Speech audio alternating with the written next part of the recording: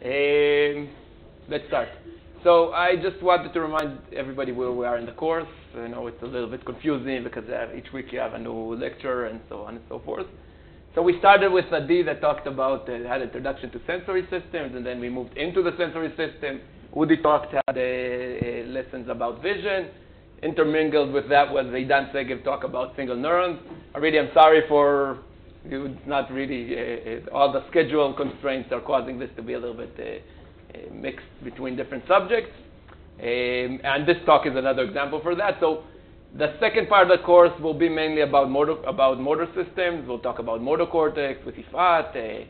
Chagai will talk about the basal ganglia. I'll talk about the cerebellum, and there's a small change in the. Also, Yossi will talk about the cerebellum. So we'll have one lecture of me will be like introduction more about cerebellum. Yossi will tell his part of the cerebellum and more focus on his theories, and then we'll have talks in the end. So that's one change that we will have. And so now we're doing introduction to motor system. Afterwards, you'll need to forget about this for a week and go back to sensory system. We'll have a talk about olfactory and taste. Yoram Ben Shaul. That will be from Thursday. So this talk is about introduction to motor systems. And let's start. So some of you already know me. My name is Mati. I'm an LSEC researcher, relatively new LSEC researcher. I study eye movements and primates. Currently, we're in Hadassah, and hopefully when the building will be done, we're moving to here, hopefully shortly. And, you know, I'm focusing mainly on eye movements, but I'm giving a general introduction about motor systems. And I'll give here, you'll see, I'll give a lot of examples, mainly from eye movement, but also some from arm movements during this talk. So let's start. So the talk will have three parts. The first part will be mainly about what are the challenges that we have when we study motor system and challenges that the motor system itself has. Like, what is the problem of the motor that we need to solve? And that will be, I think, about all the first hour, or maybe a little bit more. And then I'll talk a little bit about muscles. What are muscles? What are the concepts? How do we activate muscles? I won't go into the fine details of the contracting mechanism, but I think it's important. So if anybody's interested in Kandel and Schwartz, there's a good chapter, relatively simple, about what are the mechanisms that lead to contraction. And then in the end, I'll give example of maybe two reflexes or the simplest motor schemes that you can think, simple motor control schemes that you can think, reflexes. And hopefully this will be like introduction for the rest of the course. I want to mention this is not really comprehensive. When I started working on this lecture, at one point I understood that there's so much we can have a whole course about just the concepts of motor organization. So the idea is more for you to get a feel, to learn, to hear about the concepts, understand that it's not complete. And maybe one day we're thinking about doing a whole course about this in the future. So let's start. So the material, you can read a lot about it in the Kandel and Schwartz. Another source that I took, Daniel Wolpert has a nice TED Talk. I encourage you to go and see it. Daniel Wolpert is one of the experts in motor control. Some of the work I'm presenting here, but generally has a nice 18 minutes talk that you can, or even less, that you can watch, and we'll have some of the slides from there. So the first question we want to ask, why do we have brains? And any ideas? I'll give you a hint. It's related to this talk. No one? Yeah. Motor function, what do we want to do? Interaction or environment. Exactly. We want to interact and want to control the world. So the basic answer is, yeah, we want to control the world. I want to show a nice demonstration. It's a nice example for this, from this creature. Did anybody hear about it? I know Yossi Yoram, whoever goes to his courses, likes to show this one. So this is a sea squirt. It's a marine invertebrate. And here you can see it in its adult form. So when it's adult, it's just embedded to the rock of the ocean and just sits there, sucks in water, and eats whatever it finds in the water, but not doing much. What's interesting is that when as a larva, it looks like kind of a small fish. It swims around and looks and goes around the environment, and it looks for its destination. it looks for this rock where it will sit and the rest of its life live. And what is interesting is that once it finds this rock, it anchors into the rock. And one of the first things that it does when it doesn't need to move anymore is eat its own brain. So the lesson is, the reason this animal has a brain is only to move. Only when it moves, it needs its brain. So this is just an example. I understand this is not a comprehensive explanation of why we need a brain, but this is just a nice example, and remember it. Maybe one day you'll also use it.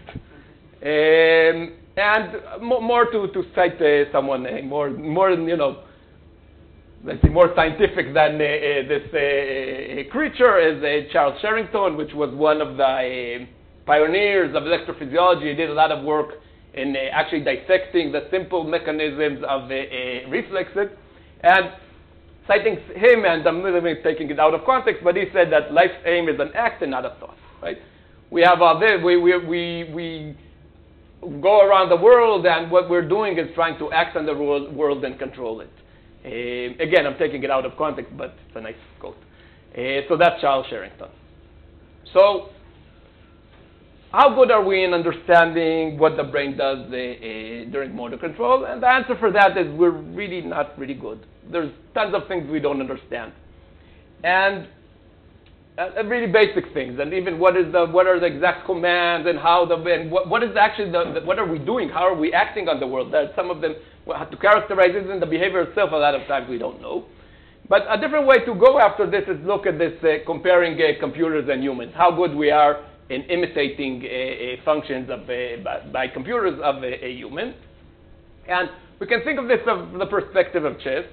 So here's how we are good in imitating reasoning, so you probably know this guy, Kasparov, and he was at one time the world championship in chess. And there was this very famous contest where he played against this computer, Deep Blue. And this is around 20 years ago already. This computer beat Kasparov in this match. And at that point, at least before this, we saw that chess as being like one of the hardest problems that we have, and one of the problems that humans put a lot of effort into really to master it. But here we have a computer that's already as good as the expert, and for sure is better than most naive people. So in terms of understanding this kind of thinking, we are already better than humans. The computer is already better than humans. But what about motor control? So we can, again, think of this in the perspective of chess.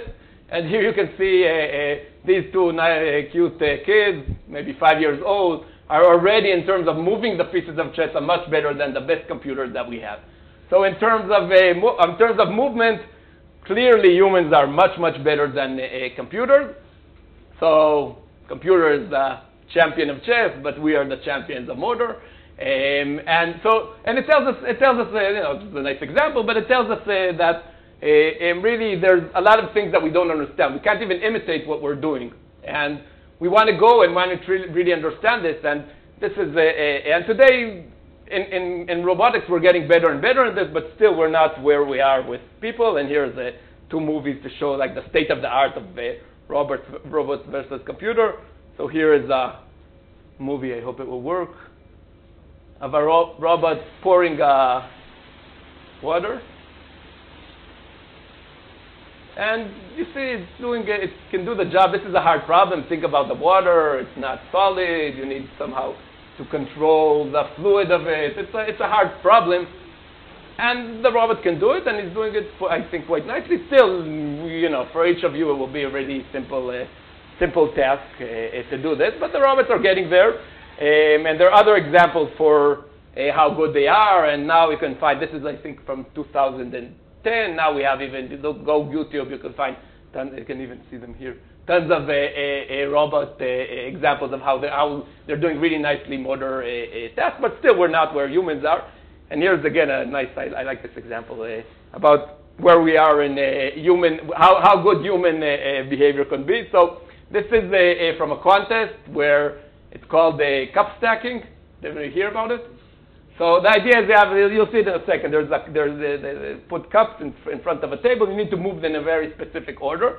And the goal of the task is to do it as fast as possible. And here you can see the world record in at the time that this was recorded. Super Hands presents. This is very American. Emily Fox. But it's nice. So this is Emily Fox's kid.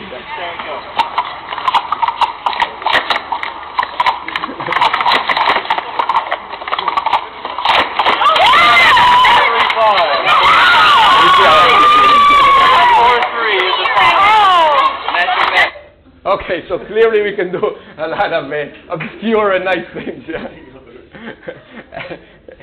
And so at that time it was the world record. So you can see our motor system is doing really well, and a lot of things that are really simple for us, like we don't even think about them, we just do them, and it's really complicated computation. Maybe one example. When you see their problems, maybe the best way is to see when there's a damage to the brain, and even very, very simple things like keeping posture in people with neurodegenerative disorders are really hard. So, for example, people with damage to the cerebellum, one of the ways to find it, you put them stand up, you tell them to put their legs like this, tell them to put their hands front, and then close their eyes, and often what happens, they will fall down. So they close their eyes and they fall down. So this is things, everybody can do this. This is like the simplest thing you can do, but it gives you like the appreciation of how hard it is, or that the brain is doing a lot of effort into this. And the reason that they fall down when they close their eyes is because they're using all the time, because the damage that they have, they're compensating for that with their vision, and once they don't have vision, then they're just they can't keep up their posture. Okay. So why is it so hard? What kind of problems does the brain need to confront when we're doing a control of movement? And I'll go over a few of them, and I'll give each time, again, these are only a few examples. There are many other examples. I'll give some examples from mainly eye movement and arm movement system when I'll talk about this. Yes? Is this recorded, by the way? Yes, I think. I turned this on, and it should be recorded. Yeah, and this is open. Okay, so why is it hard to control movement? What challenges does the brain have when it needs to generate a movement? So here's the first one, and it's called the degrees of freedom. And the idea is that there are many, many, many ways to do a single motor behavior, right? And maybe that's is there any volunteer here? Let's try. Let's do this. Let's see if this works. It worked on my kids. Put your hand like this. Put your hand like this. Now grab this. Okay. So the way you choose to do this, good job. Good. It didn't work, but good job. The way you choose to do this is move your hand like this, and in a sense you think, you took it maybe the shortest path or whatever. Many times what people will do is do something like this. Okay. We'll grab it and move like this. So the idea is that there are many ways to solve this. You choose one, and we can ask what's good in yours, and we can also look at other solutions and ask what's good in those solutions. And the point is that we have many, many ways to do these simple tasks, and you can think even of the mechanics of the hands. We have multiple joints. Each of them can move separately, and we need one of the things the brain needs to do is to find one solution and implement it. And this is just an example for an arm posture of a human, and possible other movement, motor situations where you get to the same endpoint, but you move differently your arm. But this is very intuitive, and there are two, I think, questions when we think about this, or when we try to understand this. First, what solution did the brain choose? Characterizing the behavior, that itself could be problematic, right? So I'm thinking about something like this. This is a quite complicated movement. Just characterizing it, and then generalizing it. What happens if I have something here? Then I move somehow different. How do I characterize all these set of movements? So that's the what question. And the second important question is, why does the brain choose that solution? That's even a more complicated question, and it's especially complicated if you don't know what that what is. But generally, there's why do we choose that solution? I'll give a few examples later for different solutions or different ideas of why the brain chooses a specific solution. At least in terms of the what question, what does the brain do? The eye movement is very convenient because it's a simple. So, and still it has all these properties of degrees of freedom. And I just want to show this as an example of how we can characterize what the brain does, or what is the solution that the system chose. So this is the eye, and it has 6 muscles. You can see them from here. Two muscles that move the eye mainly in this direction, another 2 muscles that move it mostly in the vertical direction, and another 2 muscles that you can see here that do this kind of torsion movement to the eye. Okay, so and what you can notice here, we have the eye is like a ball in a socket, and it can move now. We have more degrees of freedom than actual possible. So for each, maybe it's a different. For each gaze of the eye, we can also move the eye in a torsional direction, which gives us another degrees of freedom. And the question is, what does the eye do? So already more than 100 years ago, this guy Listing figured out there's a specific torsion direction in which the eye is pointed in each gaze, in each direction that we look. So you can think of this as the center port, or the direction where we're looking just in front. And then in this direction, we can also be in different torsions, right? And in this direction, there's a direction where there's no torsion. And that's this central direction. Now, at each other direction, there also could be different kind of torsion. So if we look in this direction, we can be like this, but you can also be like this in any different torsion. And the solution the eye chose, or the system chose, is a solution such that if we're in this primary direction, there's a single axis that we can move in order to get to this direction. Okay, so if I want to go, if I want to know where the eye is in this position when you're looking at this direction, you can just rotate it around this axis. Now, that will describe the torsion of the eye when it's in this direction.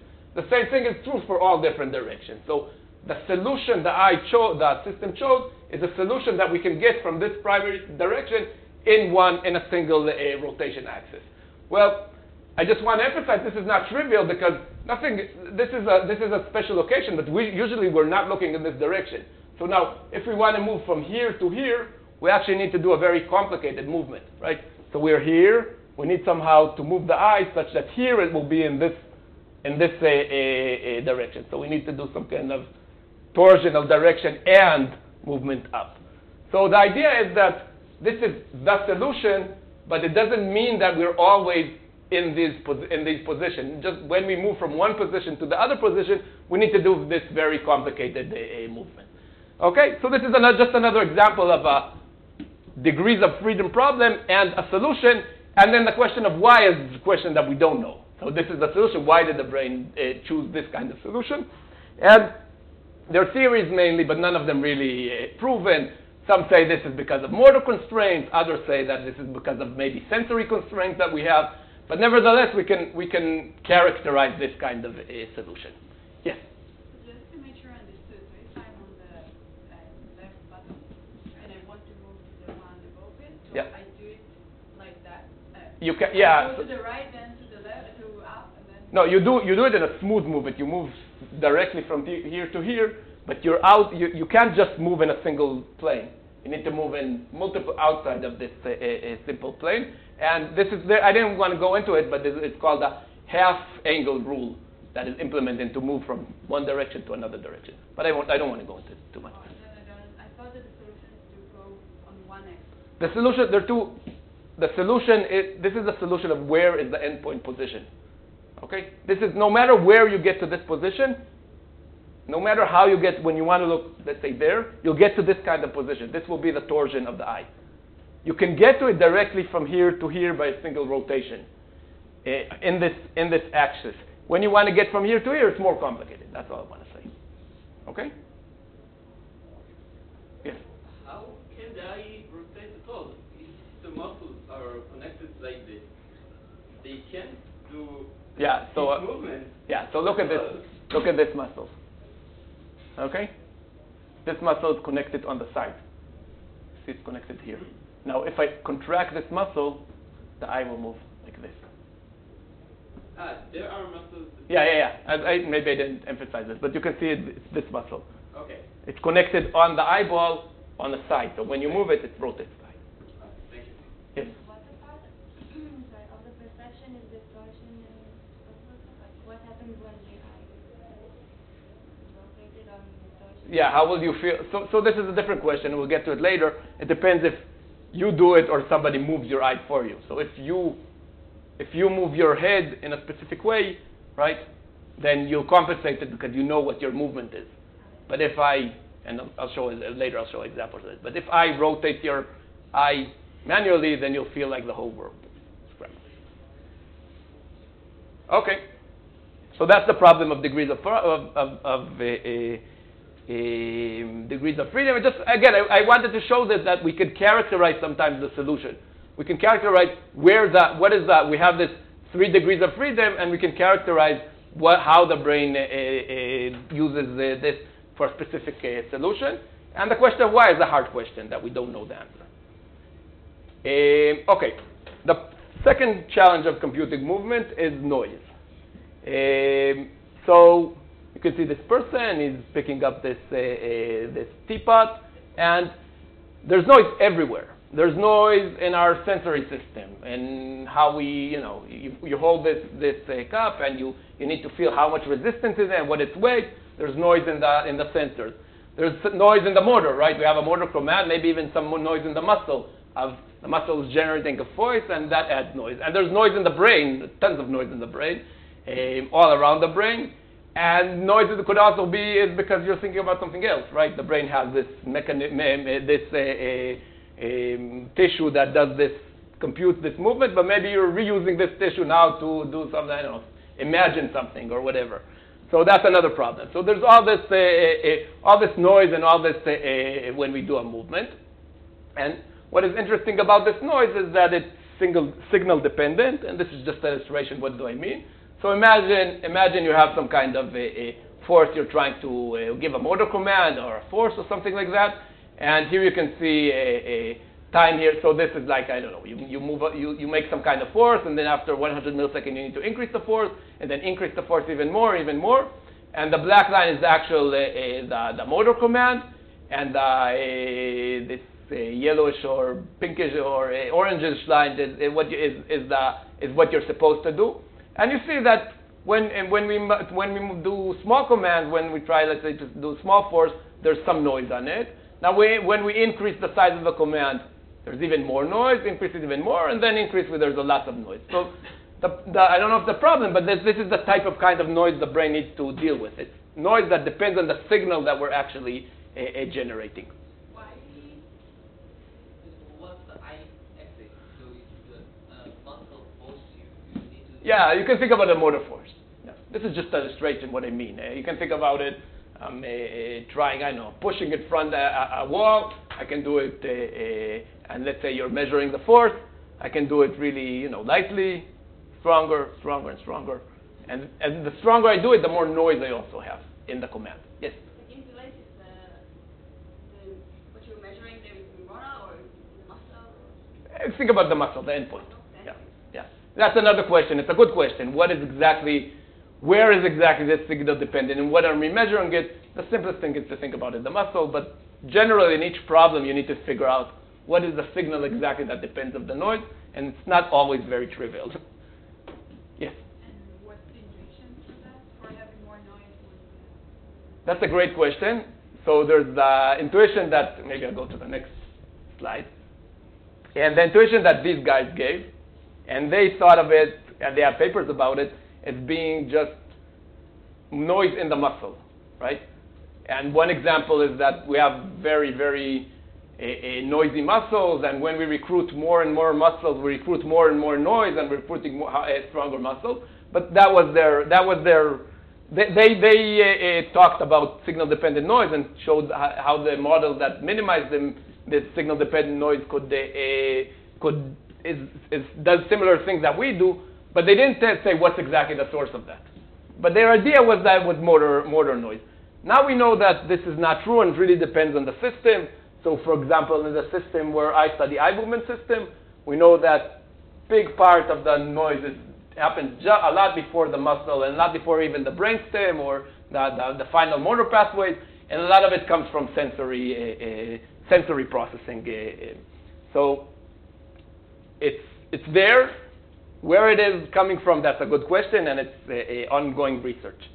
Would you agree more muscle cause less noise because they like more chance to the rest? Make more sense? So their idea, again, I'm not saying this is what's really happened, but their idea is that, and we'll get that if we get to we talk about muscles, is that when we do a movement, we recruit more and more muscles, and when we recruit the really big muscles, there's a lot of noise of them. You can think about it, twitches in the muscles are much bigger, and that will cause more and more noise as we recruit more and more muscles. I agree that there's more summations, but then that will on one hand remove, but their claim was that the more bigger twitches will cause more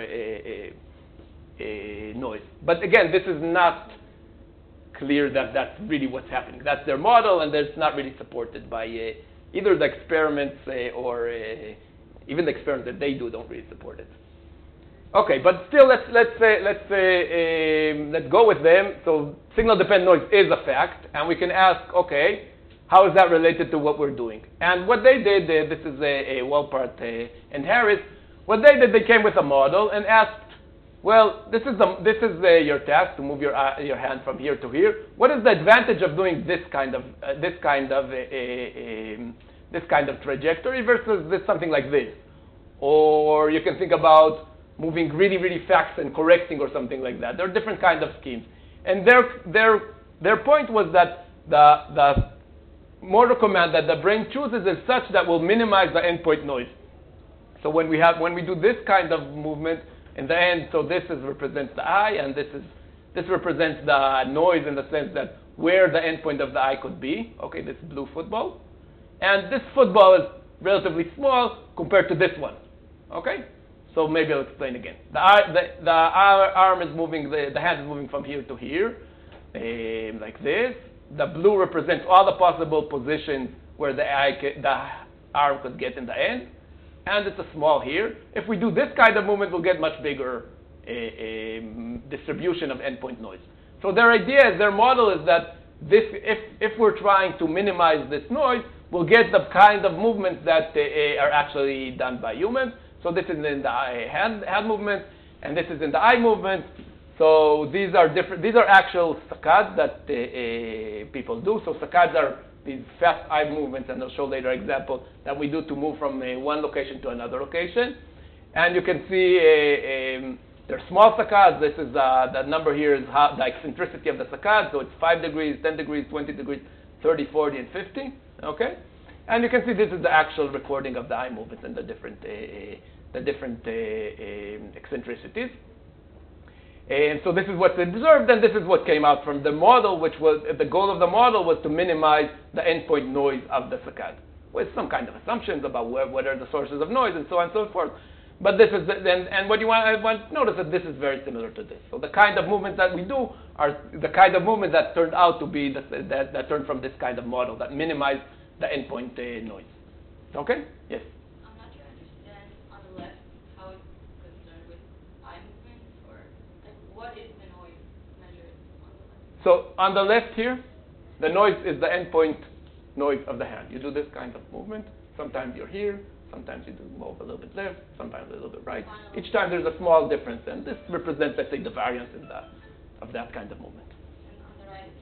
On the right, you don't see the noise. It's just the result of their model. So these are the movements, and this is what was actually done. The nice thing is that the same principle of minimizing the noise explains both these kinds of movements and these kinds of movements. Those are trajectories? Those are eye velocities. Okay? Velocities? Yeah. Different eccentricities. So you look here, and then to look here. Let's say this is 10 degrees, 20 degrees, so on. So you're taking a whole experiment and like just Yeah. evaluating for each eccentricity its velocity, but how does that have anything to do with noise? That's what I'm So you, again, also in this system, you'll have some noise. It won't be, it's not that you'll fall each time exactly at the same point. There'll be some noise in your behavior. Because there's always some amount of noise. And, well, no, this is just averages. Okay? The noise you don't see, sorry. You don't see the noise here. This is just average trajectories. So if I would do this many, many times, I didn't show that, sorry. If I would do this 5 degrees many, many times, sometimes it would look like this, sometimes maybe it will look a little bit longer, and sometimes the peak will be longer. There will be noise in that behavior. So these are just some averages. You can think of a noise above this average. Okay? And the point is that this model captured this kind of trajectory.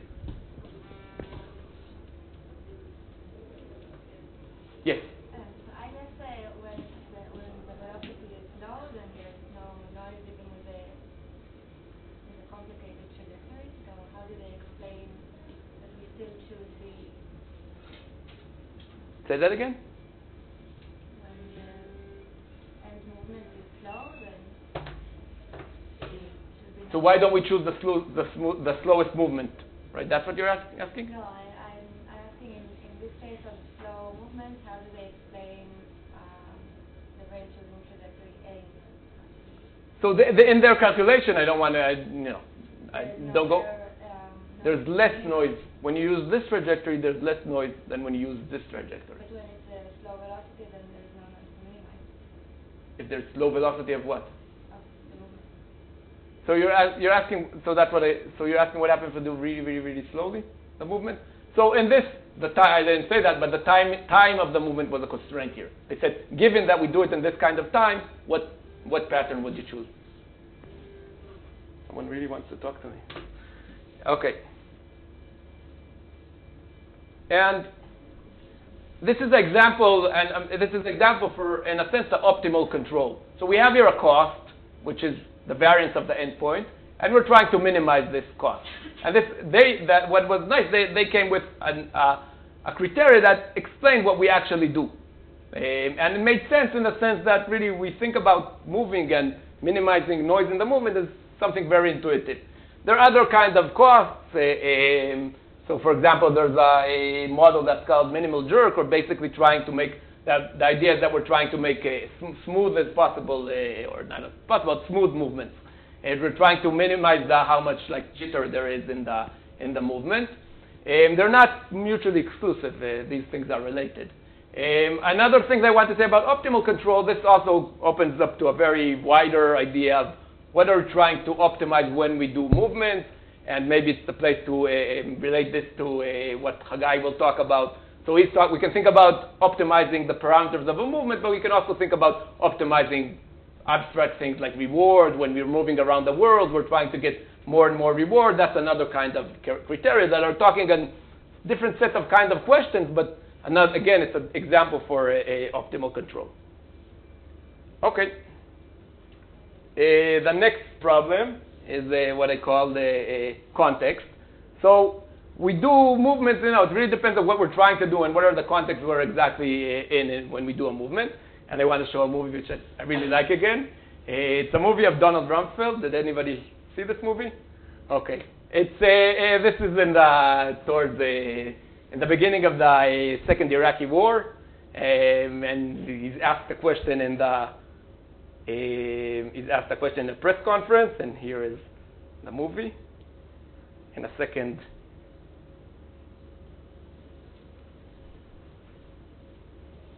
There are reports that there is no evidence of a direct link between Baghdad. So he's asked about, well, is there actually weapons of mass destruction in Iraq? Okay, that's the question. Let's start again.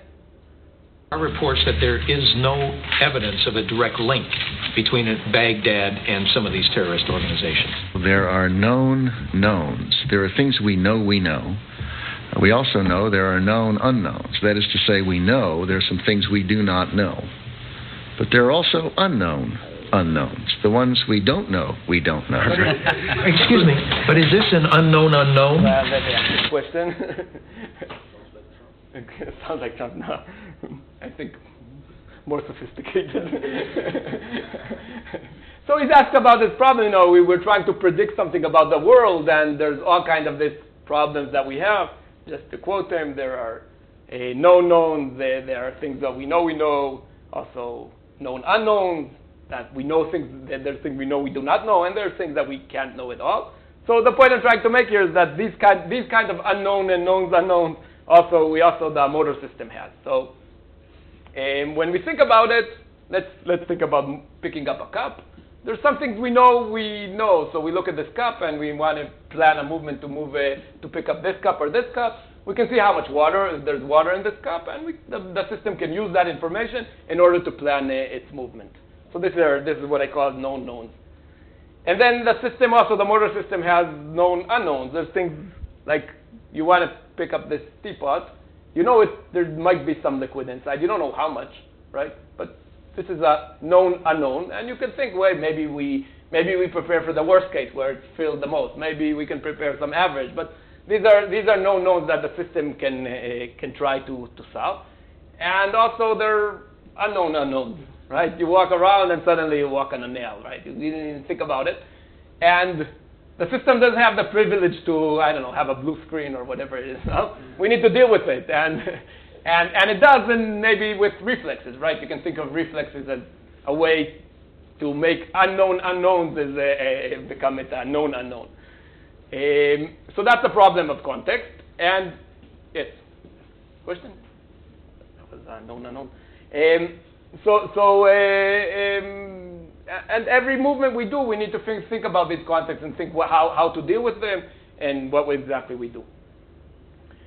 The next challenge is related a little bit to degrees of freedom, but I want to show it from a different perspective. You know, these if we think about posture, it's a really hard problem because we have all these joints, or when we're running, just keeping our posture or running without falling is a really hard problem because the mechanics of this thing is very, very complicated. And here you can see this nice, I like this because it shows how complicated our movements are. We're jumping from here to here, and you see how he moves his hand and does all this to fall in the right angle and without falling down. So this is an example actually how the brain can use all this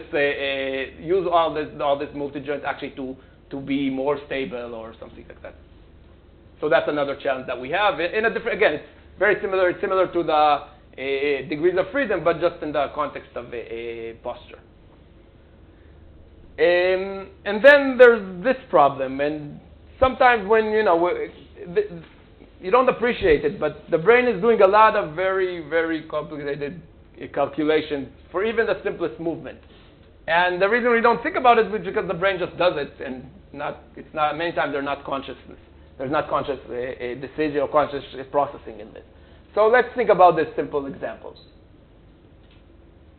You have your hand. Let's say you want to move your hand from here to here. Okay? So the first thing you want to do is locate your hand and cup, and you can think about this doing in coordinate where I am compared to the cup, or even in some cases where is the cup in the world. This is one kind of a reference frame that we have. Then to move our hand towards the cup, we need to think, okay, what is the trajectory of the hand that will bring us from here to here? Okay, so this is what we call a movement planning the trajectory from here to here. Okay, so we call this movement planning, and we have now a plan to move the hand. But this tells us nothing about how we actually do that, right? What are the motor commands that we need to do? And before we get into the motor commands, right, our hand itself is complicated. They have multiple joints. So before that, we need to answer, well, how do we move our joints to move the endpoint from here to here? So that's this part. And each of these transformations has a name that's written here. Not important really to remember. And this is called inverse kinematics, calculating from the endpoint trajectory the joint trajectory. And then this still doesn't tell us what to do. So now we know how we want to move to the joint, but still doesn't tell what is the exact command that the brain does. And that's what it's called the inverse dynamics, and that's the command to move the muscle command that moves it. So these are a lot of, this is an example. I'm not saying that the brain has to do all this in a serial way.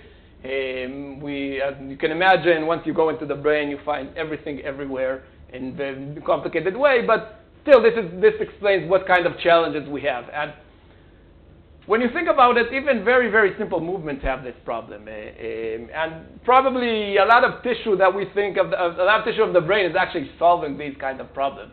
And here are some examples. So what kind of problems? So when eye and head movement, we're moving our head, and the eye is moving in the head. So we have the reference of the eye and the reference of the head. Another example for a reference frame, well, we all like studies of hippocampus, and you know the place cells in the hippocampus. You think of them as in world coordinates.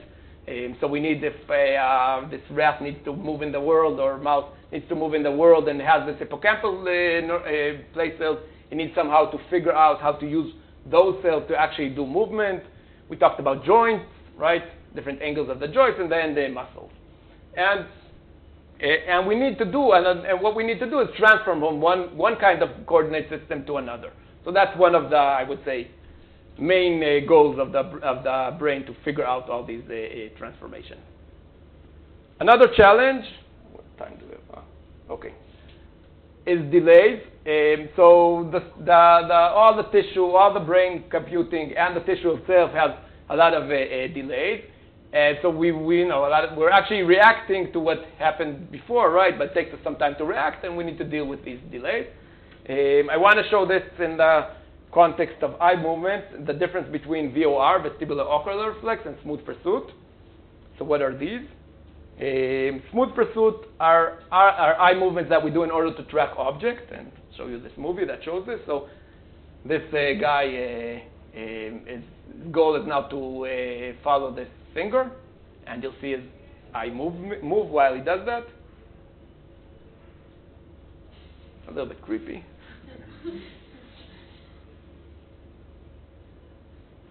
Okay, so he's just following the finger, and the idea is that in the eye we have areas that are the fovea that you learned with Udi, where there's a high acuity of computing. So imagine we're trying to follow this bird, and this is the eye. So if we wouldn't move the eye, let's say the fovea is here, the beginning, the bird is on the fovea, and then while the eye is moving, the image of the bird is going away from the fovea, and then you wouldn't be able to see it very clearly. On the other hand, when we move the eye continuously and follow it, we're able to see this. We're able to see all the image of this bird all the time, very, very clearly, because it's all the time on the fovea. So this is example number one for a movement. And in a second, I'll talk about the latency of this movement. And the different kind of movement they have very similar goal is to the vestibular ocular reflex. So here you can see this person. When we move the head in one direction, the eye will stay in front. So in the beginning, she's looking straight. Then we move her head, and then you see that the eye is still looking towards the front. And the idea is that this reflex, that I'll talk in a second, it's stabilizing the eye relative to the external world. And you can think that you're running around, I don't know, you're running, all your body is moving, all your head is moving, but still you want to keep your focus straight, then you use these kind of reflexes. And here's the example. So in this example, this person, and later I'll tell you who it is moving up and down, and you'll see the compensatory eye movements. Okay, so he's moving up and down, but the eyes are still staying in the same location. Yes? What is the reflex? Well, I'll get that in the end of the talk. This is one of the two examples of reflexes that we have. Okay? So what is different between these two behaviors, the main thing, so both of them are stabilizing the world or objects on the retina. But what's very different is the latency of these reflexes, or these behaviors. The pursuit system, we get information from the eye. It goes to the visual cortex, MT. You talked with Udi about MT. Then it goes to the cortex, the frontal cortex. There's this really long loop of processing, and then it gets to the eye and moves it, and it takes around 100 milliseconds. On the other hand, the VOR, and I don't want to go about the circuit now, I'll get to it later. The VOR, this is the information that comes from the ear, from the inner ear, goes directly to the brainstem and moves the eye, and its latency is around 13 milliseconds. And maybe a way for you to appreciate the difference in latency is that put your finger in front, okay?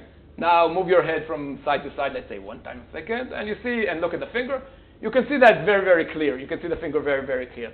So that means that the reflex compensates really, really well for your movement. Now do the same thing, exactly. Now do the same thing, just move your finger from side to side and try to follow it. And as you see that the finger is very blurry. And the idea is that there's a bit this larger latency. So you could have solved all the problem with ignoring this and only doing the pursuit, but because the latency is much longer, it's not as good, and for that reason we have these kind of reflexes that are much more efficient. So in this case, the way the brain solves the delay is that it made this really specialized circuit that it does it really, really fast, and use also this circuit for more slower things. And there's interaction between these systems. There are also some problems with this system, but the interaction between the two gives us this very good behavior. Let's see how much time we have. Let's do muscles, and then we're done. And then we're done the first part. Okay. Maybe the last challenge is that the brain works with muscles, and muscles are not very, very convenient tissue to work with. So just a little bit anatomy. So this is a muscle, a full muscle. Then it's organized this way, and this membrane that is all around it. And then in the muscles, we have muscle fibers, these small parts, and you can see an increase of them. And each muscle fiber, you can think of it as a cell. Okay, and later I'll talk about how it's innervated. And in these fibers, we have small parts, myofibrils, that are actually the contracting part, these sarcomeres. And the contracting mechanism itself is inside here. So we have these tiny. So think how much parallel processing there is. We have many, many of these organized into these, and then these are organized in parallel, and so on and so forth. Something that an engineer maybe wouldn't make it this way. And just summarizing a few of the difference between muscles and torque motors. So direction of action, we have muscles, right? So motors you can have them going back and forth. Muscles can only contract, right? So and because of that, we have an agonist and antagonist. We have two pairs of muscles, one that flexes and the other that extends the arm. And in the eye movement, you saw one that moves to the right and the other one that moves to the left. What? Any kind of machine that moves think about the machine that moves moves things in the world. Not in the brain, yeah, machines. Passive properties. So the muscle itself is not solid. There's a lot of elasticity, and you can think of it in a lot of sense like a spring that's connected into some kind of a machine that actually contracts, and this also adds complexity to the command.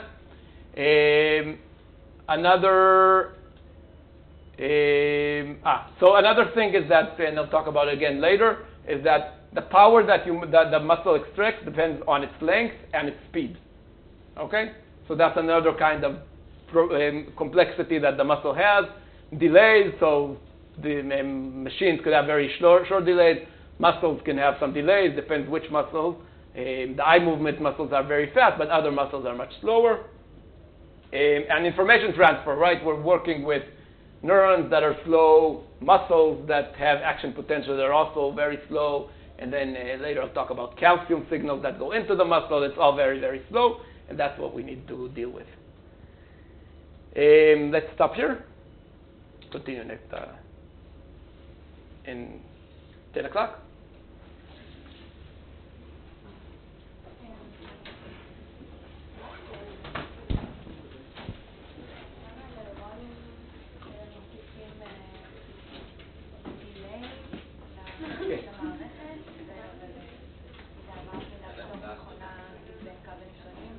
זה הרבה יותר מהר. זה חשמל במהירות האור, הנוירונים הם במטר בשנייה. אז זה הרבה יותר לאט. כן, ברור. תחשבי על, לא יודע מה, מנוע קטן שמסתובב. פיינטיונינג של איזשהו משהו. מה זה? פיינטיונינג של סנסיטיבי של משהו. כשאני עושה איזשהו מוטור קומנד, אז זה בעצם שילוב של גם contractions פה וגם contractions פה. כשאתה עושה, לא ספיים, כשאתה מזיז, זה נכון, כשאני מזיז את ה-elbow joint. אני רוצה להחליק את זה, כאילו לא בדיוק זה, נגיד, רוצה לעשות פעולה שהיא כן מעלה משהו וגם באותו זמן לא מעלה יותר מדי, אז האם אני עושה כאילו, האם אני מוריד, האם אני פועל נגדו פה, כשאני עושה את זה? אז יש שני דברים שאמרת. קודם כל יש פיין-טיונינג שזה לגבי תפוס דברים קטנים שזה לא נראה לי מה שאתה מתכוון. מה שאתה מתכוון זה איך אני עושה, יש לי אינטראקציה בין שתי חלקים של הזרוע, נכון? כשאני בעצם מפעיל כוח פה, אז אני גם מפעיל כוח פה. ואיך אני מתגבר על זה? התשובה היא כן, ויש אפילו מחלות, בעיקר מחלות סרבלריות, שאתה מבקש מנסים לעשות תנועה רק עם הדבר הזה שאתה יכול לעשות, הם לא יוכלו, הם יזיזו גם את השולדר. הם יזיזו את שניהם למרות שהם אמורים להזיז רק אחד. כאילו, הם יעשו ככה. כן, תגידו לעשות ככה, במקום לעשות ככה, הם יעשו ככה. בגלל שיש אינטראקציה ביניהם שהם לא יודעים. זה אנשים שהעיניים שלהם זזות כשאתה מסתכל סטגמוס. מה זה? נסטגמוס, כאילו שהם מזיזים כל מיני שלהם תנועות עיניים כאלה מהירות. כן, זה יש מיליון סיבות של נסטגמוס. אבל בדרך כלל זה פגיעות בברייק. זה אומר שיש לי בריינסטים, יש... זה לא בהכרח. מה? כאילו, זה בדרך כלל, לא נותן? כן, כן, יכול להיות גם סרבלרי, ויש גם מקרים שבהם זה יכול להיות גם קורטיקלי. תחשוב על מערכת של למדתם על אמפי. תחשוב שזה אמור לזהות שינוי של תנועה. אז למשל, פגיעה באמפי יכולה לגרום לסטגמוס, בגלל שאתה חושב כל הזמן שיש תנועה של דברים בעולם, ואתה מנסה לעקוב. זה דוגמה. אבל בדרך כלל זה דברים מדברים. איפה יש לי את המערכת הפיבולרית שמזיזה לי את העין, תחשוב שיש איזשהו, אני מקבל כל הזמן מידע משני הצדדים הווסטיבולריים, והדרך שבה אני יודע לאן להזיז את העיניים זה סמך הקשר ביניהם. נגיד, אם פגעתי בצד אחד, אז יהיה איזשהו חוסר בלנס. אבל יש כל מיני סוגים של נסתר. תלוי מה בדיוק עושים.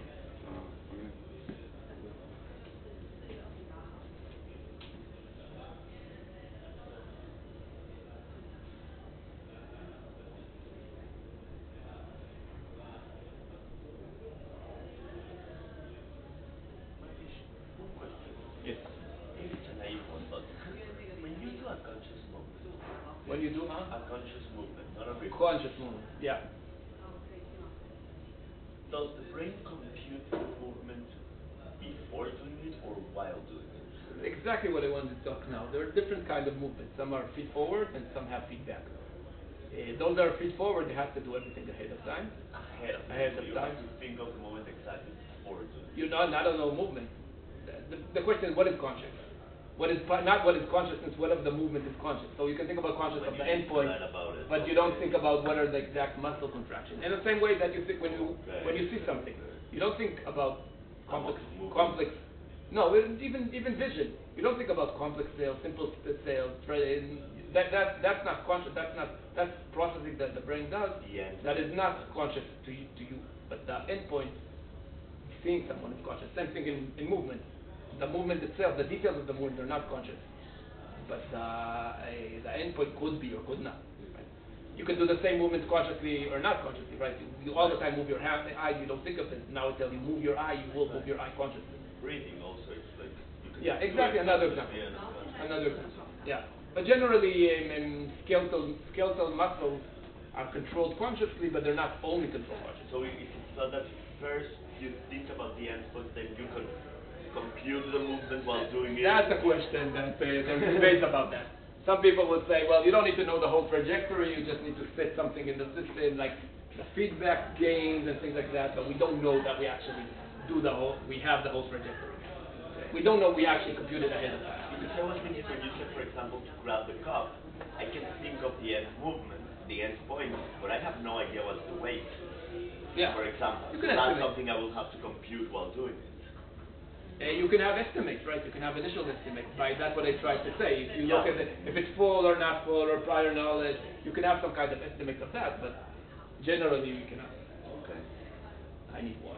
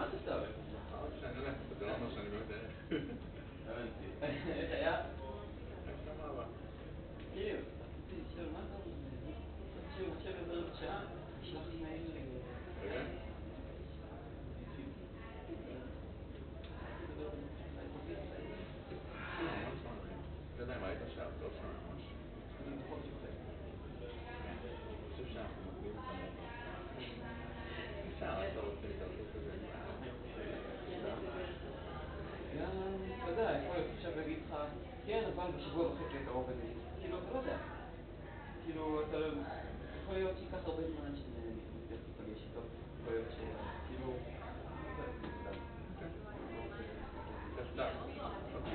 כך שיהיה לנו זמן טוב.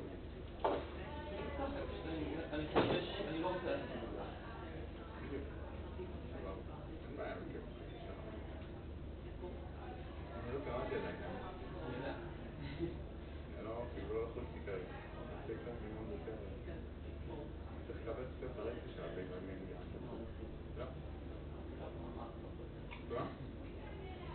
כאילו, יכול להיות שבהתחלה אנחנו נרצה לדבר על הרקע של אנגליה או על הארץ, אבל המאמר, כל מה שצריך להבין אני להגיד. כאילו, תענוג. זה שונה בדרך כלל. כי אתה לא יכול לקרוא מאמרים כאלה מאנגלית. אתם קבעתם בזה באנגליה? כן. אז דיסטוניה זה גם שונה. כן. מה זה דיסטוניה? אתם צריכים לדעת. אנחנו צריכים לדעת. ללמוד. קראתי את זה. כל מחלה מוטורית. קשורה לפגיעה בזה.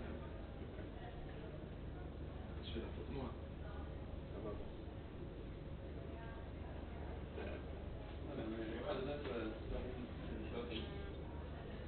איזה נושאים את הרקע שלך מה הוא הולך מה אנחנו מדבר זה לא... טוב, נמשיך? שומעים?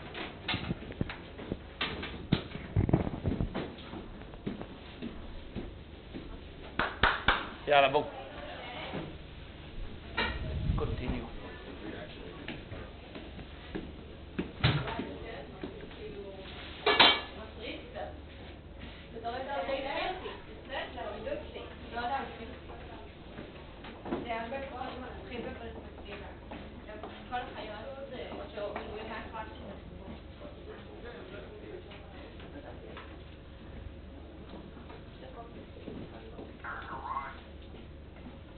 Okay, let's continue.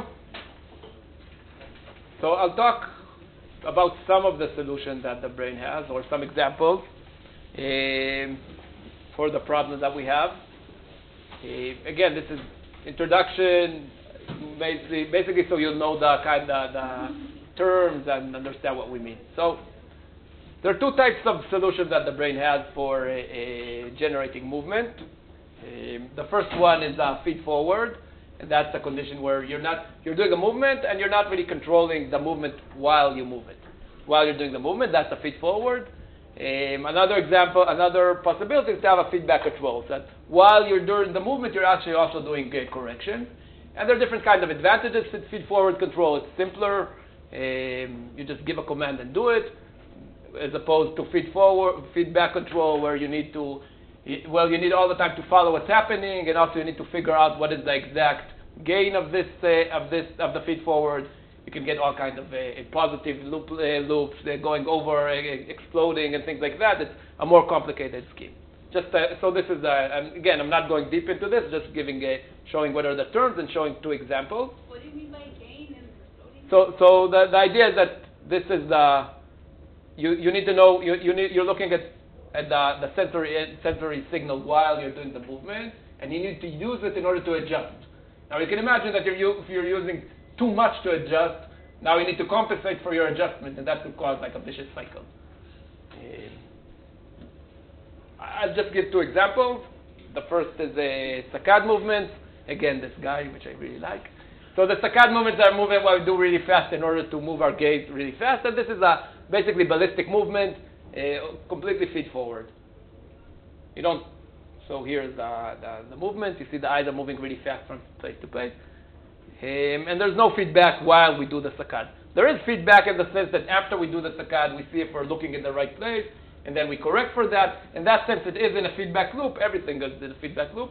But in this case, during the movement itself, there's no feedback, as opposed, for example, to pursuit, which we talked before. That we're tracking a target now. Let's say the bird starts to move a little bit slower. Then you can actually adjust for that and compensate for that and follow the bird very, very closely. So that's two examples for feed forward and feedback. Usually they're not really mutually exclusive. You can think, for example, in the pursuit system, the beginning of the movement is really, you can't really control. There's some delay, so during that delay, we can't actually correct for what's happening. So it's not completely feedback. There's also some parts that are feed forward. Also in our movements, usually the beginning of the movement is ballistic, and afterwards we use sensory information to compensate for that. Okay, other ways to compensate for all the problem is predict what will happen, right? We talked that a little bit in the context. We talked known, unknowns, and all that. So we can predict, there's a lot of regularities in the world, and we can use them. So, for example, we can predict, by predicting what will happen, we can compensate for delays. So instead, because we know what's going to happen, we can already prepare for that. Another example for importance of prediction is reduce uncertainty, noise. So, for example, you know that the world is very, very noisy. You have some kind of internal estimate of how much noise, of what's the current state. Because you have this internal estimate, you can always use that estimate in order to maybe reduce the amount of noise that you get in the world. So maybe I think example for that is like a GPS. The signal the GPS gets is very, very noisy because all the satellites are very noisy. But you can use the information about where was the route that you were before in order to better estimate where you are now, right? So the same thing, the same idea, the brain can use this prediction of where we are now in order to reduce generally uncertainty in the world. Another really important aspect of prediction is predicting your own movement. So, and there'll be an example for that in one of the papers that I gave for cerebellum. But when we do a movement, right, we already have a prediction of what will be the sensory input that we will get, right? So I move my hand towards this, right? I'm already predicting what kind of that I'll capture some kind of object, and I can imagine what will be the sensory input, and I can use that to get a better control scheme, or also to ignore that, right? So here's an example. No, that's not here yet. We'll talk about that later in more detail. Now I want to show an example for predictions of external events. So I'll return to this later in a few slides. So here's an example from eye movement for predicting external events, and pretty soon it will be relevant to some of the people here, their work. So this is a simple pursuit task where you have a target starting here and then moving in this direction, right? So what in this case it's a monkey. What it needs to do is just follow this target across the line. So it's presented as an arrow, but it's actually a target that moves here like this, like the red dot. Then we can have another condition. We have this target moving, and then there's a blink, and then it continues to move, right? And let's say this blink is predicted, okay? And you can maybe ask, well, will the eye movement be able to continue to follow although there's no target? And there's another condition where it's like a target moving behind something, right? So the target is moving, and then you have this block, and then when it's moving here, you don't see it, the animal doesn't see it, and then it appears later. And what is clear is that the eye movement can compensate for some of these things. So here you see many examples of many monkeys. Let's look at one of them. So this is a normal pursuit. The target starts to move, and then the eye moves with it. This is the eye velocity in time, okay? Then we have the condition where it's occluded with this. And then you can see that there's some dip in activity because of this, but still the eye is not completely stopping, right? As you can see here. And then in the blink condition, it's actually really, it stopped almost completely in this case. In other cases, there's less a decrease in velocity. So the animal is basically predicting this happening and then using that in order to continue and follow the target very accurately. So that's an example for a prediction of external events. We can think about a model for this, and the details here are really not important. What I wanted to focus in this part of the model. So when you think about what the eye sees, so in the beginning there's this target motion, and then the eye needs to get to the speed of the target, right?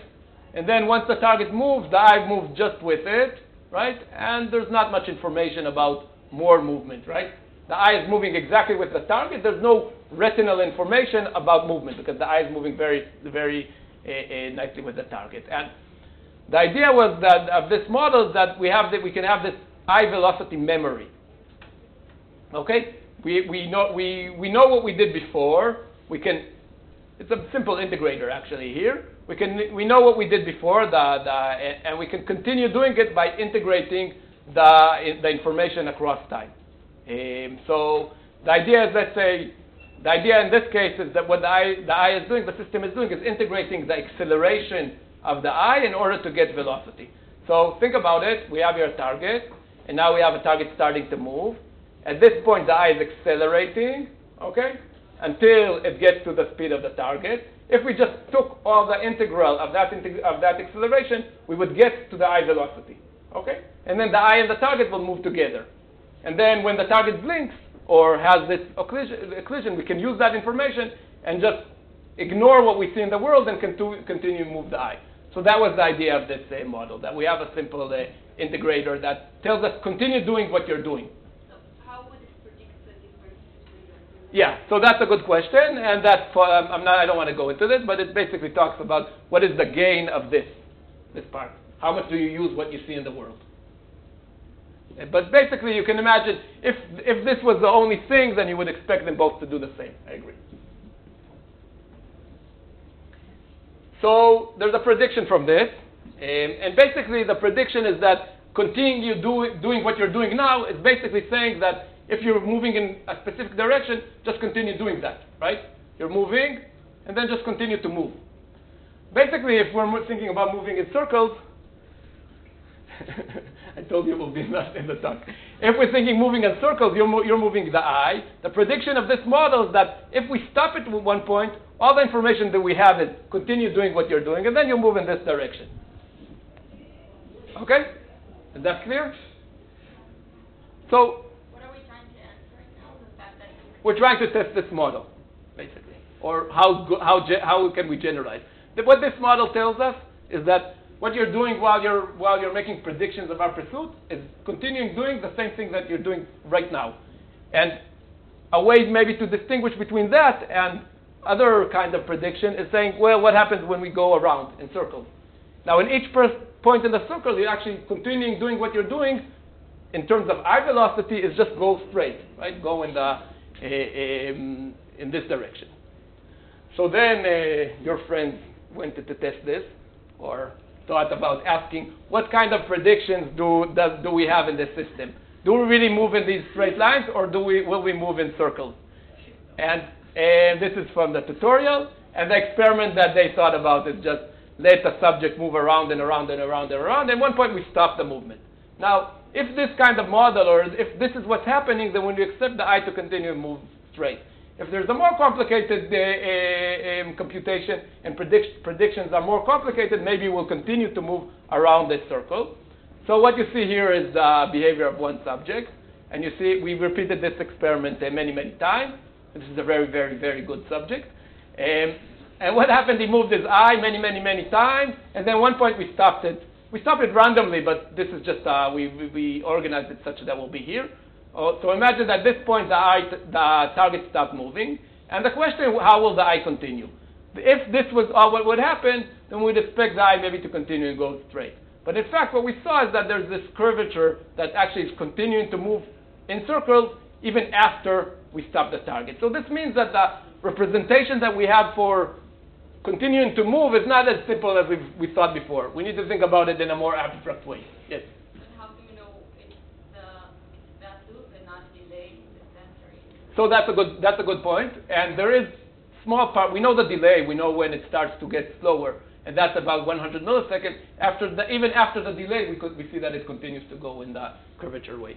I didn't really understand why would it continue in a straight line. So I didn't go a lot into that, but the idea is that you have a specific, all the memory you have is the velocity of what you're doing now. Then if you stop the stimulus, then you'll continue to do what you did before. In terms of, in components of eye let's say, horizontal and vertical eye movement. Why would that be the only memory? That's a possibility. If I'm saying if this model was the only thing that's happening, I agree. There could be different kinds of memory, and that's the point here, that we don't see that, and there's something else happening. We don't know what it is, but there are other kinds of prediction or more abstract prediction of moving in circles that the eye movement can use. That. These predictions, are they conscious or unconscious? Like consciously. What do you say? Conscious or unconscious? Well, they're supposed to be unconscious, right? That's the whole point of this. I don't know. Was it conscious? We don't know. For sure, the subjects know that's going in circles. The subjects know that's going straight. So that's problematic, I think. I don't think it shows the model. Before you showed earlier what happens when you blink. And blinking is something that's sort of unconscious, and all of a sudden you have this change in velocity. But I think it's worth mentioning that this type of movement is impossible to generate by yourself. You can try if you want to follow without the cut. It's impossible to do unless you're doing persistence. I'm not sure the question of conscious. Why? Well, we can talk about it later. I don't want to go into. We have a lot of talk, but your prediction from yourself is different from prediction of what you unconsciously your eye maybe wants to do. That's a good question. I don't know the answer for that, but let's talk about it later. Okay.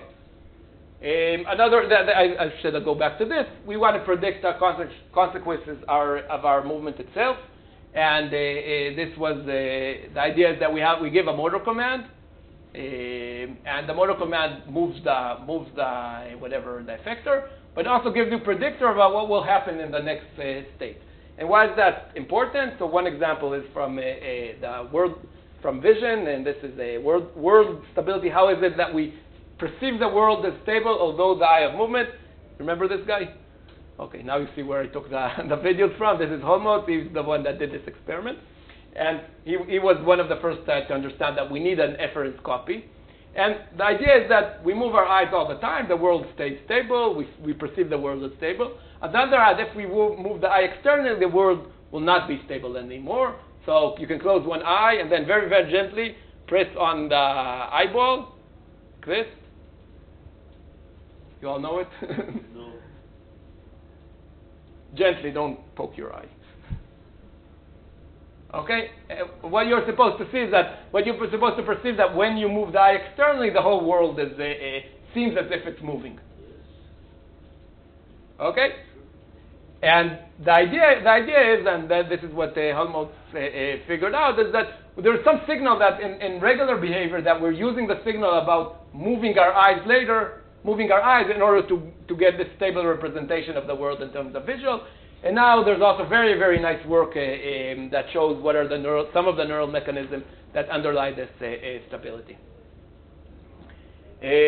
Another example that you can tickle yourself.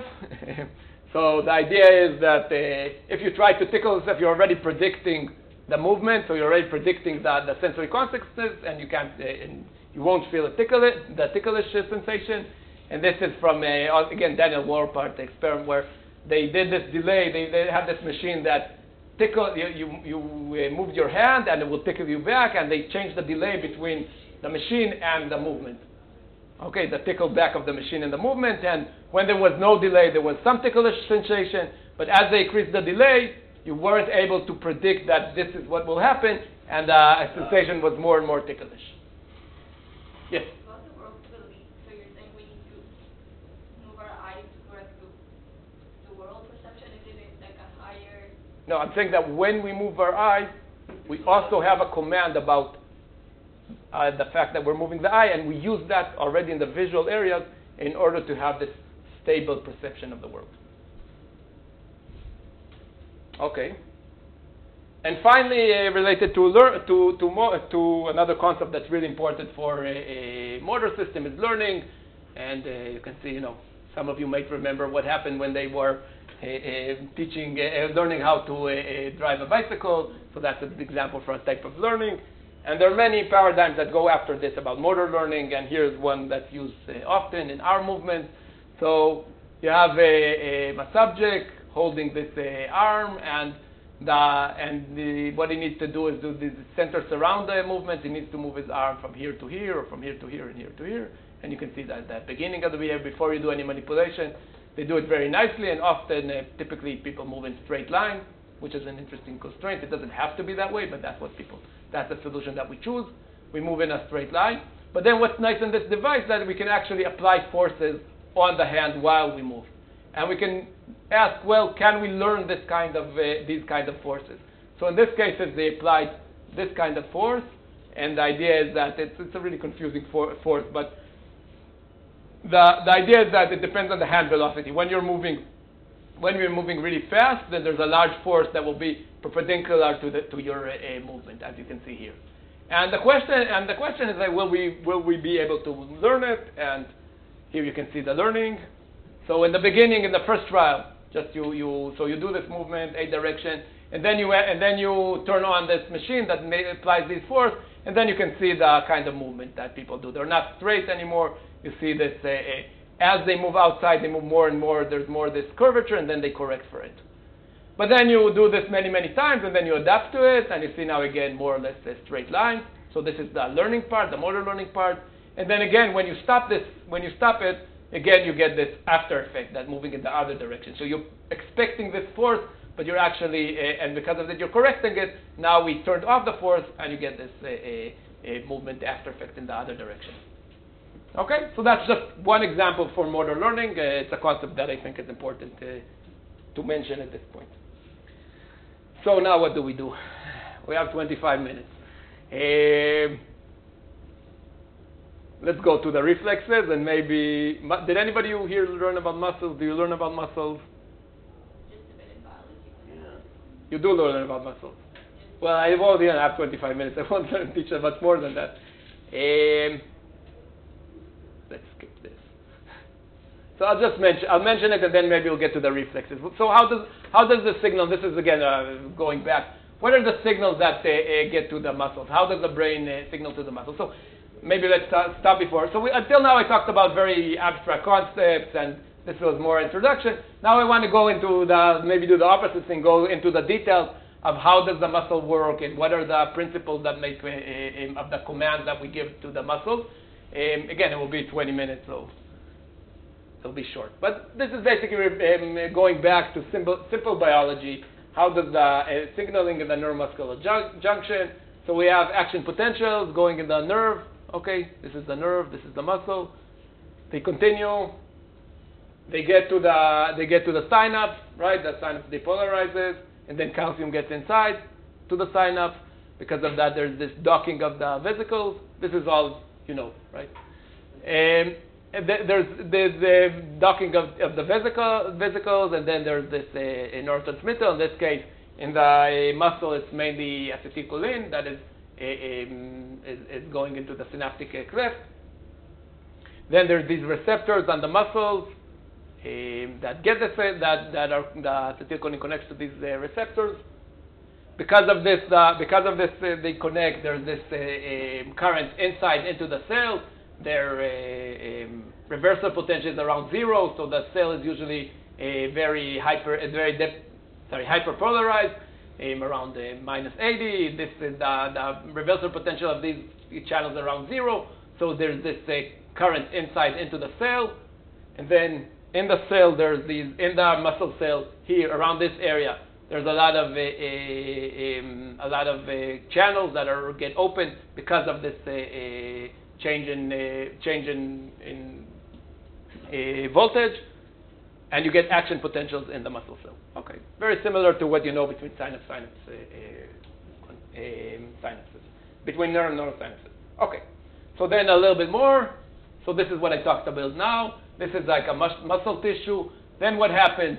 The action potential is generated across all the muscles. The muscle has these special membranes that you see here that the actual potential travels in them. Because of the action potentials, what happens? There's a calcium also getting outside of the cell, which is a minor part of the calcium, but most of the calcium comes from internal storages, and there's a lot of calcium going into these sarcomeres, these parts. Sarcomeres that go inside, and the calcium is what generates the contracting mechanism, the actual biochemistry that causes the contraction. In the end of these slides, I have some slides that show the chemistry, that shows what exactly happens here. It's important, it's interesting, but I don't have time. But that's the idea. That's it. So, and it's the same thing. The more action potential they have here, the more calcium goes into the cell, and the contraction is stronger. More and more fibers are contracted. So that's the idea. And we'll talk about skeletal muscles. There are three main types of muscles. There's skeletal muscles, is what we're mainly talking. There's also smooth muscles that have slightly different mechanisms for contraction.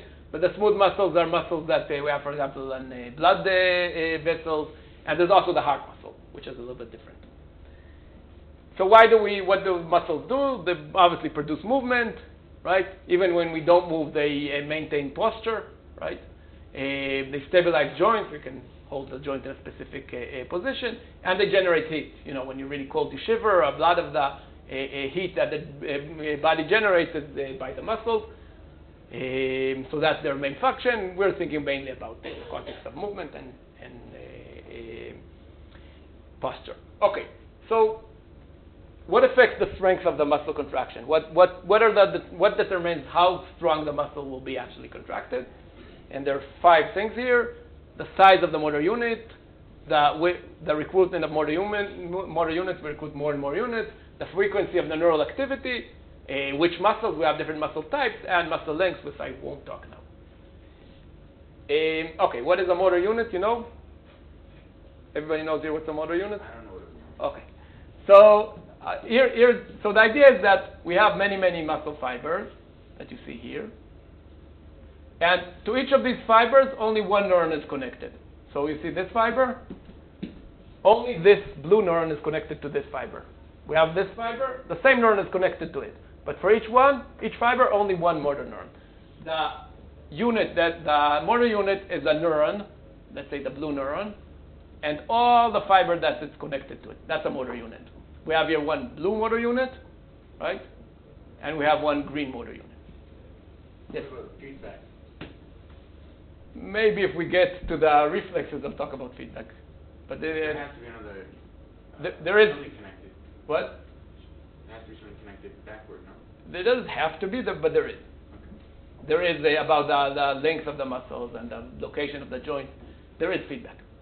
Okay, so different muscles have different kind of size of motor units. So if you think about muscles that we don't really need fine control, like the back muscles, there's one neuron connected to 100 fibers.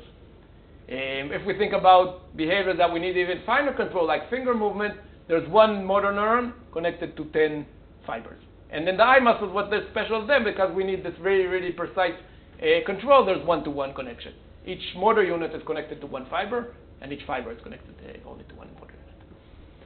Okay, so that's a motor unit, and the power, what determines the power is the size. You know, if you have bigger motor units, the power that each motor unit generates is much, much bigger. So that's the first thing. The second thing is the frequency and the recruitment of a motor unit. I'll give you an example. So here's an example. What you see here is the eye position of a monkey, and this is the target. And what will happen? The target will start to jump in all kinds of locations, and the monkey will just follow the target. It will jump with it. It will make a lot of saccade. And what you'll see here, and hopefully see here, and also hopefully here, is the action potential from one motor unit that we recorded in the muscle that moves the eye laterally. Okay? So you'll see here lines, and above it you'll see something that's like the fire rate of this neuron. So here, for the first time in your life, maybe you're hearing a motor unit from the eye. So these are the action potentials.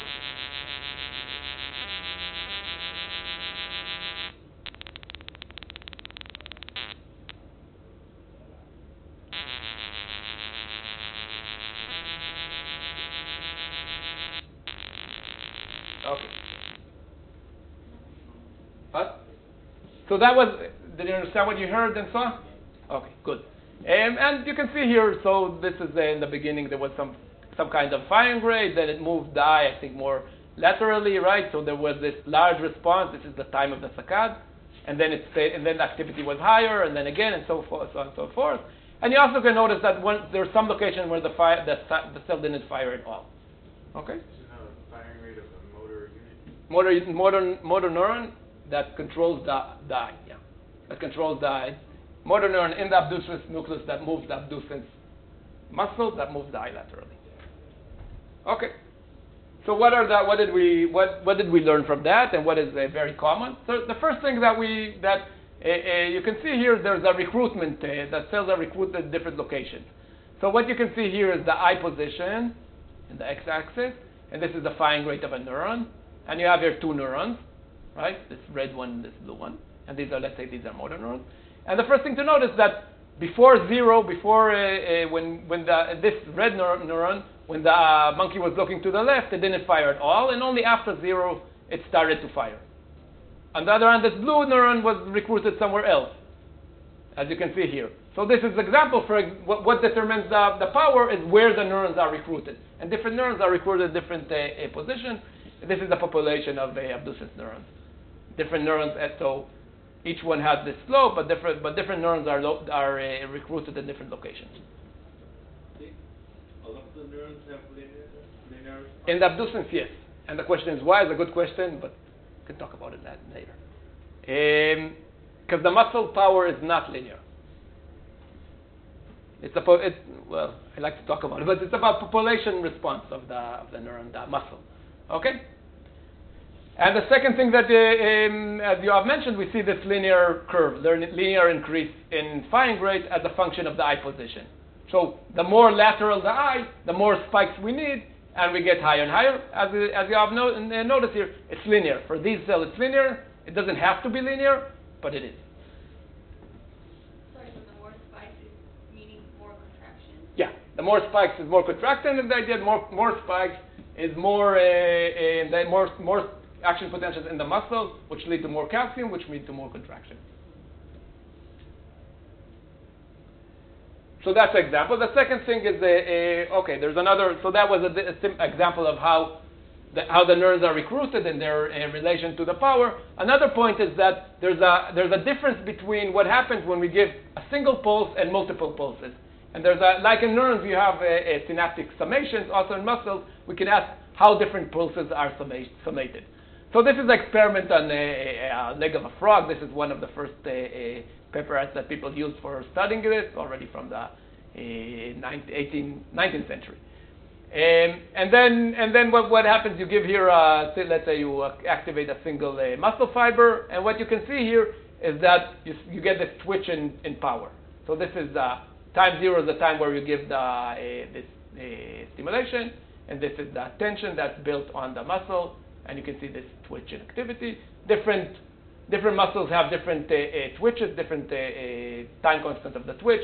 So the eye muscles have a very, very fast twitch. These are leg muscles have slower twitch. And this fast twitch also allows us to get a more fine control over in terms of the temporal pattern. So then the question, what happens when we increase the twitches? And this is what you can see here. So here we give them very slowly. We can give them faster, and you can see there's starting to be summation, even more summation, but we still see the single pulses. And then when we get to some very, very high frequency, we get this flat curve. Basically, and this is called this is called twitch contraction, and these are called totanic contraction, where we contract it as much as possible. Okay, and the reason it gets to this, and the reason we have this difference is that, again, this is a part of the mechanism of the muscle. When we give a single pulse, there's a single action potential, and then there's a burst of calcium that goes inside the muscle and contracts. When we get to really, really high stimulation of frequency, all the calcium is already, the maximum calcium amount is already poured into the muscle, and you can't get more contraction than that. Frequency of firing rate, of the firing rate of the cell, because of that firing rate of the muscle, and calcium. Okay? So that's another way the frequency affects the actual power that is exerted. Just because the firing rate is higher in the tonic one. So, I mean, you don't have enough time to let the calcium go out? Exactly. The maximum calcium response. Important, look at the values here. It depends different on different muscles, but here it's 100 hertz. If you remember, I didn't show the actual firing rate of the eye movement cell. It was much above 100 hertz. So this is not an eye movement muscle. In eye movement muscle, you can even get more and more, because of each of these are much shorter. You can get, it's harder and it takes more time until you get to the tetanic, or you can get more firing rate in order to, before you get to tetanic contraction.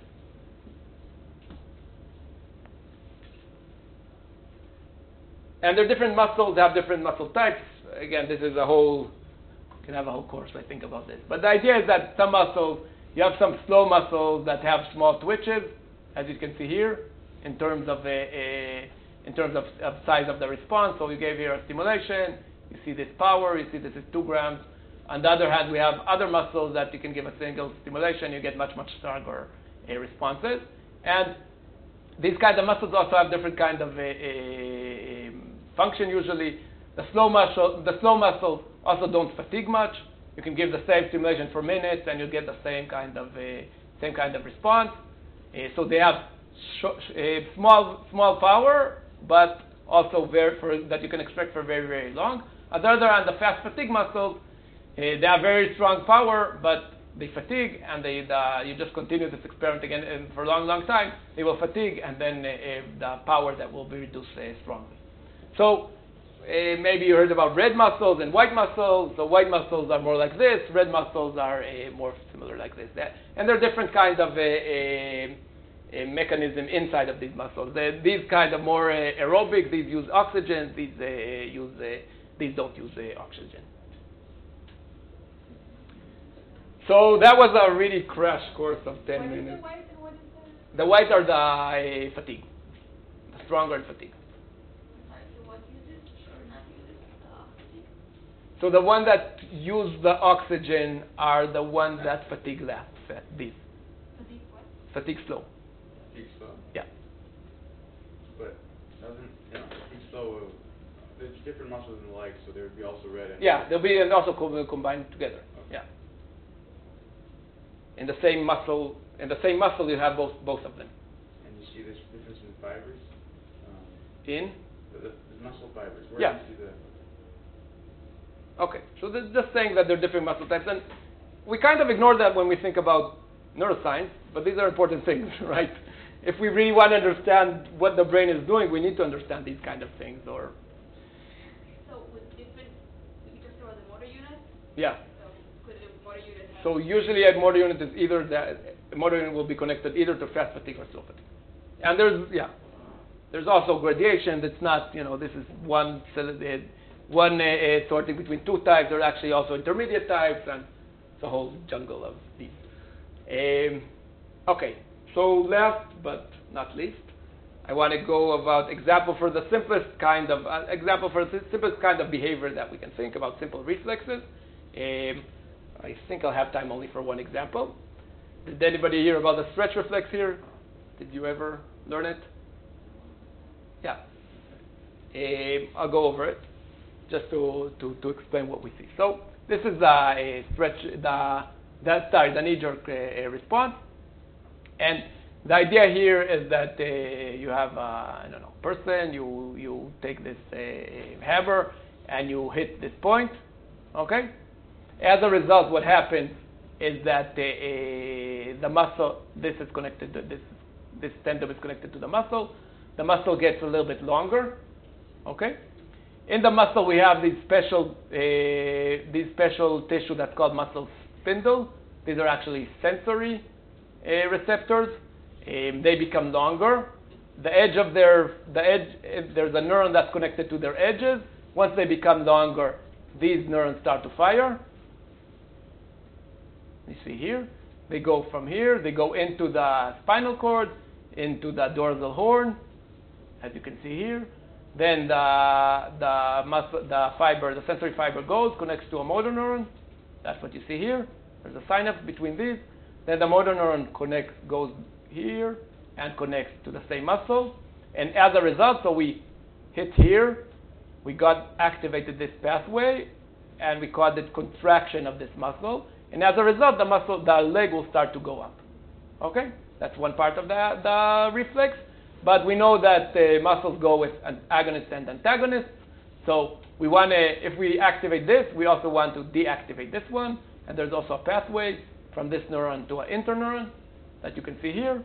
This interneuron is an inhibitory interneuron connected to this motor neuron. Now, this is activated, this is activated, this is inhibited, so this muscle is not contracted. And as a result, you get this movement. When you think about it, yes? Where is the part that prevents it from happening when it's like when you? Excellent question. Yeah, I wanted to ask that, but that. So when you think about this, actually stops us from moving, right? If this is all what would happen, we would never be able to move. But in this muscle spindle, there's a motor part, which is called a gamma motor neuron that connects to here. And what has happened, we can control this reflex by activating this neuron, which I didn't show here, and then it causes contraction of the spindle. Okay? So now, when you contract the spindle, you're actually reducing its sensitivity, so you can control that way the reflex.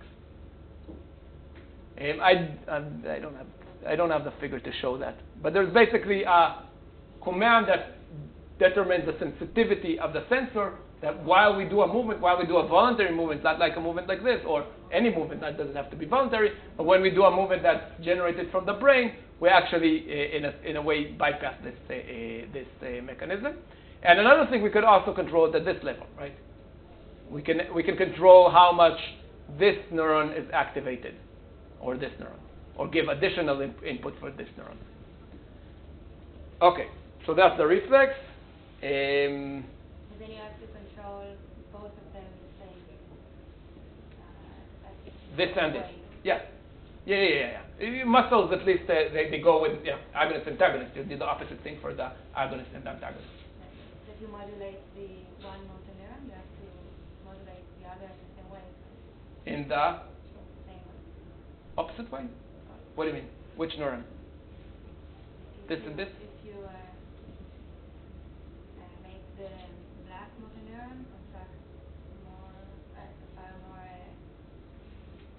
strongly, then you have to inhibit the other one. Yeah, exactly. When movements are going, when we do a movement, there's an extensor, flexor, or agonist, antagonist that will work in the opposite way. Let's skip this. Let's see how much time we have. 5 minutes, exactly enough for the vestibular reflex. Another example for a reflex. Wait, maybe go back. So, in the part where we talk about motor cortex and spinal cord, you'll talk about the pathways that really control these reflexes. That's talks will be about this and how the motor controls the motor cortex controls the reflexes and the movement. And what are the pathways that bring information from here to the brain, and pathways that go down and control these sinuses. Another example is the vestibular ocular reflex. Want to hear a motor neuron during a vestibular ocular reflex? So now what we're doing now is rotating a monkey like this, back and forth. And you see here a dot that I don't show, but what will happen, we rotated the head from here to here. The eye will stay more or less stable, and at the same time you'll be able to hear a motor neuron and see it, the activity.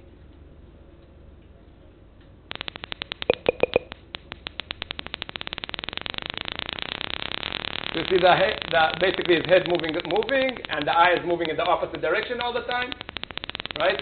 And it's staying in the same place in the world. And you can see the firing rate of this neuron. Really machine-like sound. Okay.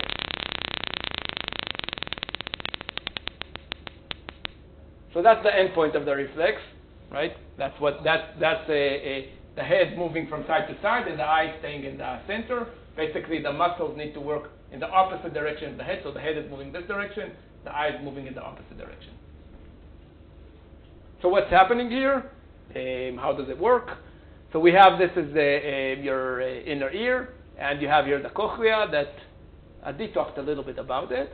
But in addition, we have these semicircular canals. This is the vestibular organ. And in this organ, there's fluid that while you move your head, let's say this direction, the fluid inside moves in the opposite direction.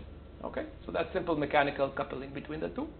And when the fluid is moving in this direction, we also have these tiny cells. These are called hair cells. We have the same kind of hair cells or similar hair cells also in the cochlea that allow us to hear sounds, but these are not related to sounds. They just, when the fluid moves like this, they bend a little bit. When they bend, the cell depolarizes and activates the next cell. So the head is moving this direction, the fluid is moving this direction, this is moving this direction, these hair cells. This is depolarized, there's a synapse here, and then there's activity here. Okay? And the other side, there's happening the opposite thing. The activity here, that's moving in the opposite direction. This is the direction that hyperpolarized this cell, and there's no activity here.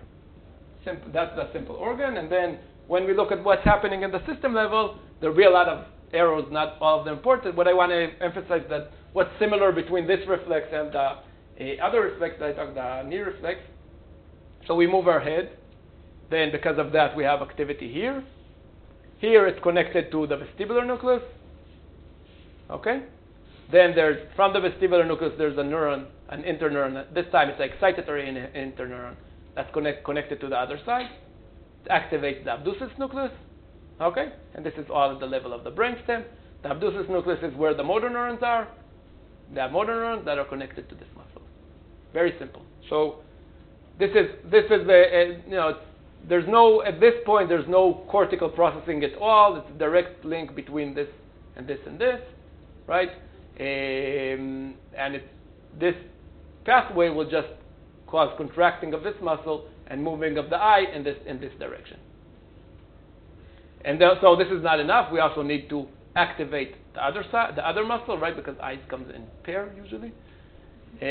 So there's that interesting pathway from the motor neuron pool itself to the oculomotor nucleus, which contains the neurons that move this muscle, the medial rectus muscle. And basically, when this is moving in this direction, this muscle is also moving in the same direction because of this direct pathway. When you think about it, maybe it's not what always happens in eye movement. So, example, when I move my finger like this, the muscles are moving in the opposite direction. But in this reflex, they move like this, in the same direction. So this is only half of our job. We also need to inhibit the other side. And there's also an inhibitory pathway from here, here, that inhibits this, that connects from the vestibular, inhibits the other side, vestibular, and because of that, this is inhibited, and we can have movement in this direction where this is excited and this inhibited. Okay? So that's another example for reflex, and I wanted to show two examples just to see the richness of this and see the same ideas that we have this really sensory signal that goes in without any higher order intervention or direct pathways from the sensor to the motor neurons or to the motor centers of the brainstem or the spinal cord that move the muscle. It's important to notice that the amount of computation that can happen here is very, very limited. So if we want to do much more complicated computation, this will not work. Even if you want to do, in this case, we don't need we don't need complicated transformation in terms of moving from world to muscle. It's all relatively simple. But if you want to do, a transformation that takes a movement in linear movement and move it into a rotation, you might want to do a little bit more complicated computations. Okay, so what will be in the rest of the course? So the next week there's Yoram Ben Shaul that will talk about chemo sensation. That's irrelevant, but after that we'll have 4 weeks that will talk 4 meetings that will talk about the motor cortex and the pathways from the spinal cord to the motor cortex. You can see them to here, and how it's controlled by Fat-Put. After that, Haggai will talk about the basal ganglia. What does the basal ganglia do in this scheme, or how it controls, how it's related mainly. I think he'll talk about rewards and how what we want to do affects our movement. And then I'll talk about the cerebellum, and Yossi Yarom will both talk about how the cerebellum controls the movement. And that's it. Questions?